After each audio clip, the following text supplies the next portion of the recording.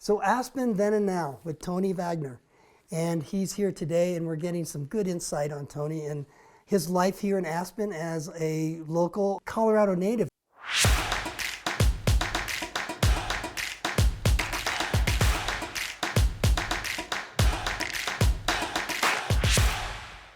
The Aspen days, you know, after college, you come back from college. How did you get from, what got you back to Aspen? What, did you go out and about after that? You know, after college, you usually kind of stray into your profession somewhere, or no?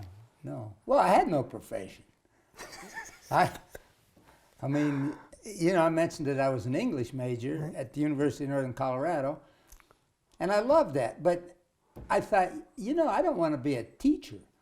I don't want to be a high school teacher. What I really wanted to do, I wanted to get a PhD and be a college professor. But I didn't have the money or I guess the ambition maybe to make it happen. And I thought, you know, I just wanted to do something different. So I switched to a business marketing major and went to the University of Colorado. Oh, okay. And so I finished up with a Bachelor of Science degree in business and marketing. And, you know, as I tell a lot of people, the ink wasn't dry on my last final before I was back in Aspen and a pair of skis strapped to my feet. Right. Because that's what I wanted to do. I wanted to work for the Aspen Ski Corporation in the marketing department, do something like that. Was kind of, you know, I didn't have a real plan, but I kind of had a, you know, lean that direction. I wanted to see, well, let's see how it goes.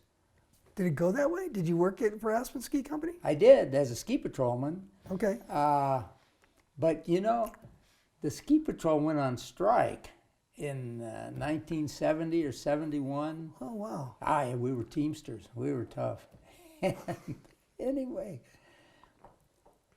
I think the ski company said, you know, you went on strike, you know, your future is limited. You think here. you're gonna market us? No, I don't Yeah. think your department. Yeah, so I had a that's good relationship with Tom Richardson, who was the president then, but you know, he talked to me, but he was always kind of putting me off a little, like this ain't really going to happen for you. And I think he was looking to move on too.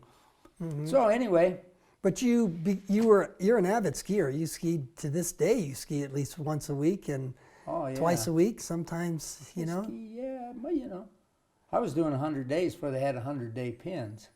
And then they got the pins, and I thought, oh, well, you're not going to do that to me. I'll only go 89. What kind of skier are you? Are you a fast skier? Are you Oh, a bumps? Did you ski bumps a lot? But in those days, you just skied anything in front of you. Well, yeah, you know, well, and the equipment was so much different then. I mean, true. this is the 70s. I mean, I remember when Miller came out with Miller Softs, which are still narrow, but soft and long. And I went down through what's called Bear Paw now with Tim Howe. He said, let's go try those skis out. I was like, oh my God, I can make 3 turns where I used to make 1. I mean, those were great. But, and you know, bumps, they had a lot of bumps back then, but people were skiing those really short skis, like 160s, 170s, adults. And, you know, we were still skiing on 210s, 215s. Those don't. And there was a battle of the thing. Kind of an interesting story. When they opened Last Dollar and Percy's, that's not Percy's, what is it? I don't know. My brain. These cameras. Anyway, Last Dollar, I got together with some guys and we put a sign up at the top of Last Dollar, said no short skis. So 3-4 days later, Barry Bergner, who was Darcy Brown's administrative assistant, called me at the patrol room and she said, Tony, could you explain what no short skis means? She said, come on down to the office and let's talk. So it's pretty hard to explain that, other than if you say, you know what we mean. But Right. anyway, so the sign came down. But I would imagine they would have taken it down. And did they know that you how Yeah. did they know you put them up? Well, you know, People talk.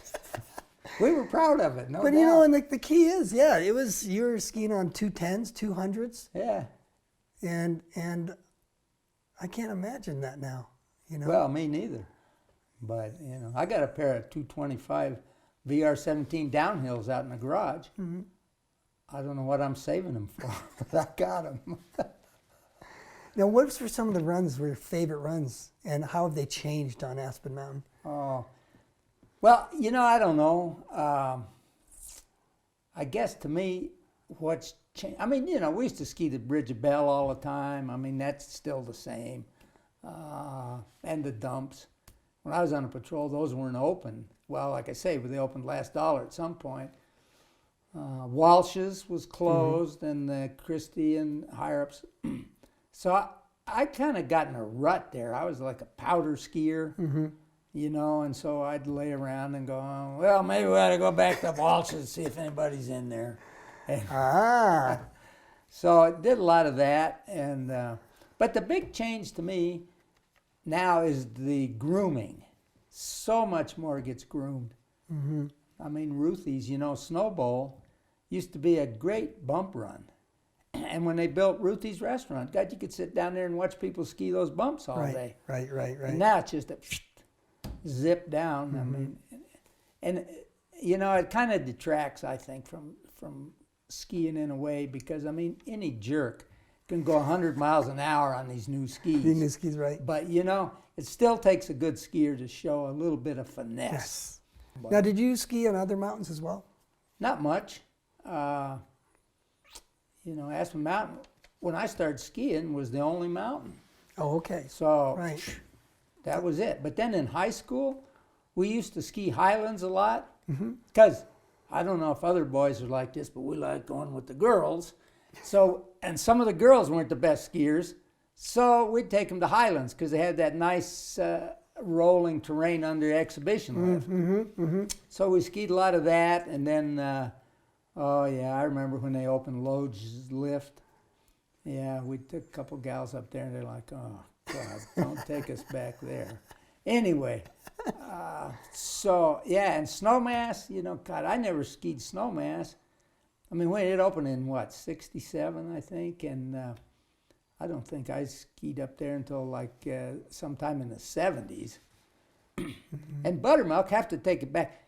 That opened up, I was in junior high school, and we used to go out there and just play because they had a T-bar, and so, and we were kids. Okay, so then when you're kids, and that's when you, before you went to college, so when you came back from college, what was your main purpose? I know you were on ski patrol, and after you went on strike, then what happened? Well, then I drove ambulance for Mountain Ambulance Company, Jarrett and Vandertine. And they took me on as an employee. What a great experience that was, because they put me at the Snowmass Clinic, and I worked out there with the doctor. This is getting off the subject, maybe. No, this not is at all. a beautiful story, I think.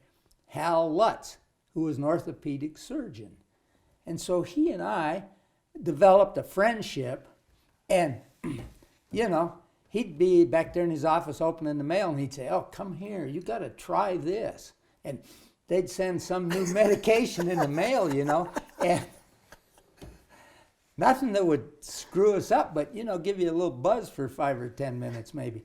And but then, you know, I really wanted to participate because I was still thinking I might want to go to medical school somewhere along the line. Oh. So he would let me help him do everything. And so he says, you know, one of these days we get a guy with a head injury come in, you can sew him up. That'll be good practice. I said, okay. Well, CU student came in, he had a big gash in his head, and so I'm sewing him up, and I'm having trouble getting the knots right in the catgut or whatever. And so Lutz is going, no. Anyway, we got the kid sewed up, and he gets up and he looks at me and he says, how'd you do for your first time? He knew. He knew, yeah. 'Cause I was just too clumsy. But we hadn't practiced. I had no idea how to tie it off. He said that with confidence. So what? He said that with confidence. The kid? Yeah. He wasn't like, he was like, what did you do to me? Or No, he's just like hell. See, he you was did- just a kid. I mean, we're about the same age. So what, can you tell me any experiences that, Well, I mean, you know, they don't call them this anymore, but in those days they were wrecks, not injured skiers or whatever. But, you know, we had a few. We had a guy hit a tree. I mean, that's just ugly business. You don't want to see that. right? Last day of the season one year, another patrolman I was skiing with, he had a collision with a guy, head-on collision. I mean, that really took it to me. I just, because I witnessed it and I was right there, and you know, and that kid could never ski again. That took him out. So, you know, that took a lot of the fun out of skiing for me. I was on the patrol a couple more years after that, but you know, it kind of colored my view. But then there were a lot of good things. Yeah, what stepped you out of that, and tell me a memorable ski day. Well, I mean, you know, the first time we skied Pandoras, that's in the news now, going to open that up. Well, back in 1970, ripping down Pandoras, man, that was an experience to be treasured. Right. And and that was another place we'd sneak in there, of course, like Walsh's. And I mean, mostly that was just, God, good fun. Howie Mayer, you know, Uncle Wiggly, which Uncle Wiggly's over there off of Copper. I used to love to ski Ridgebelt with him because he'd just make 10 million turns going down there. And I'm thinking, good God, I could do this in 4 turns. But I'm following him. I'm going to do it just like he's doing.